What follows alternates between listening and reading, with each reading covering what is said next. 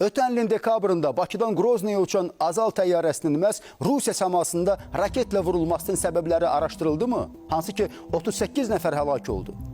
Rusiya tərəfi faciədən ötən müddət ərzində bir dəfə belə olsun açıq şəkildə rəsmən üzr istəməyi belə bacarmadı, yaxud özünə sıxışdırmadı. Eləcə də Azərbaycanlı millət vəkili Moskva hava limanında saxlanılır və heç bir səbəb göstərilmədən ölkəyə girişinə icazə verilmir.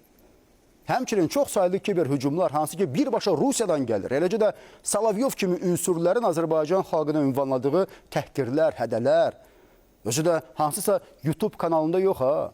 Rusiyanın dövlət kanalında. А народ Армении еще принимает хоть какое-то участие в судьбе Армении? Или скоро постигнет та же участь, что постигла Арцах? Və bütün bunlarda azmış kimi Rusiyanın telegram kanalları da Azərbaycanın üzərinə hücuma keçir. İsrail-İran münaqişəsində ölkəmizin iştirakı barədə dezinformasiyalar yayır. Təsadüfdürmü? Əlbəttə ki, xeyr. Kampaniyadır. Və bu kampaniyanın da başında birbaşa rəsmi Kreml, birbaşa Rusiya prezidenti Vladimir Putin durur.